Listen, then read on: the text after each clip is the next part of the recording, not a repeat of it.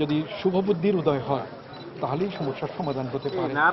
শুধু বিচার দিয়ে, পুলিশ দিয়ে, আইন আদালত দিয়ে তো আমরা শাস্তি দিতে পারি একজনের, কিন্তু জাতীয় যে উন্নতি দরকার সেটা হবে না। সেজন্য কালকে আমি যে কথা বলেছি আমি মনে করি সেটা যৌক্তিকভাবে বলেছি, সেটা কোনো আবেগের উত্তেজনার কথা না। নিয়ম অনুযায়ী মামলা করব, কারণ আমি আইন মেনে চলি। আইন আমাকে বিশ্ববিদ্যালয় অথরিটি বলছেন একটা দরখাস্ত লিখে দিতে, আমি আজকে পারলে দেবো, আজকে না পারলে আগামীকাল দেবো। কিন্তু তার মানে এই না যে আমি ওইটার উপরে কোনো নির্ভর করি। আমি শুভবুদ্ধির জাগরণ চাই সমাজে, রাজনীতিতে, বুদ্ধিজীবীদের মধ্যে। প্রতিনিয়ত যেভাবে এই ঘটনাগুলো ঘটছে, আমরা অভিজিৎ রায়ের সময় দেখলাম, তারপরে লোকজনকে গ্রেফতার করতেও আমরা দেখেছি, যদিও গণমাধ্যম সহ তখন অন্যান্য জায়গায় তারা আসলেই কাজ করেছে কিনা সেগুলো সন্দেহ পোষণ করা হচ্ছে প্রথম থেকে।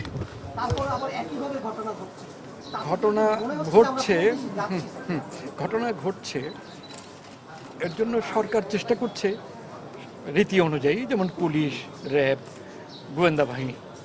কিন্তু আমার কাছে মনে হয় এটা আদর্শগতভাবে, রাজনৈতিকভাবে আগে সমাধান করতে হবে। সেই সঙ্গে আইনগত ব্যবস্থা, যদি রাজনৈতিকভাবে সমাধান না করা যায় তাহলে শুধু আইনগত ব্যবস্থা দিয়ে এটা সমাধান করা যাবে না।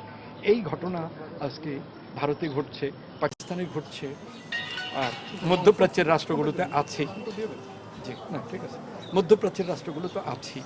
কিন্তু এটাকে রাজনৈতিকভাবে, আদর্শগতভাবে, গভীরভাবে দেখা উচিত। স্যার, আমরা দেখলাম যে ঘটনা, তারপরে যে আমাদের একটা ময়নাতদন্তের জন্য সারা রাত স্বজনদের অপেক্ষা করতে হয়।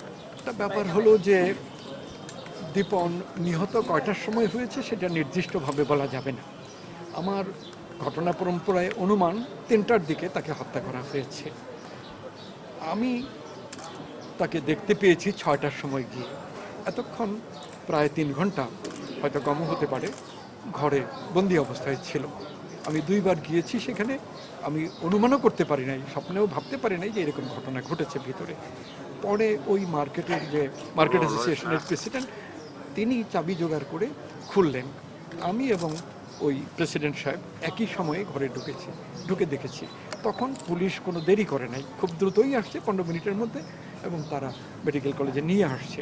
এখানে না, আমাদের চাবি দিয়েই খুলেছে। একজন কম্পোজিটর ছিল, সে আসে নাই, তার কাছ থেকে চাপিয়ে এনে খুলেছে। স্যার, আপনি বলছিলেন যে ইরাকে, সিরিয়ায় এবং ভারতে ধরনের ঘটনা ঘটছে, বাংলাদেশেও ঘটবে। আপনি বলছেন যে আন্তর্জাতিক কোনো যোগসূত্র বা এই ধরনের কিছু হতে পারে, তাই এগুলো তো পত্রপত্রিকায় লেখা হচ্ছে, ব্যাপারটা অবশ্যই আন্তর্জাতিক রূপ নিয়ে আছে। আজকে মধ্যপ্রাচ্যে যেভাবে বিদেশি সৈন্য, আমেরিকান সৈন্য, ব্রিটিশ সৈন্য, ন্যাটো বাহিনী, আন্তর্জাতিক শান্তিরক্ষা বাহিনী আছে, তারই প্রতিক্রিয়ায় সেখানে দেখা দিচ্ছে এই আল কায়দা, তালেবান, IS। এটা শুধু ধর্মের কারণে করছে এটা আমার কাছে মনে হয় না। এখানে অর্থনৈতিক, রাজনৈতিক, আমার দেশের সরকারকে হত্যা করছে। আমরা আমাদের সরকারকে নিজেরা পরিবর্তন করতে চাই, এইরকম যে একটা জাতীয়তাবাদী মনোভাব, এইটা তালেবান, আল কায়দা, IS সবারই আছে।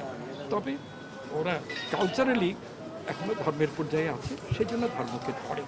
এবং পাশ্চাত্য প্রচার মাধ্যম তাদের ধর্মের ব্যাপারটাকেই অনেক বড় করে দেখায়, অর্থনৈতিক, সামাজিক, সাংস্কৃতিক ব্যাপারগুলোকে একেবারে দেখায় না। জি।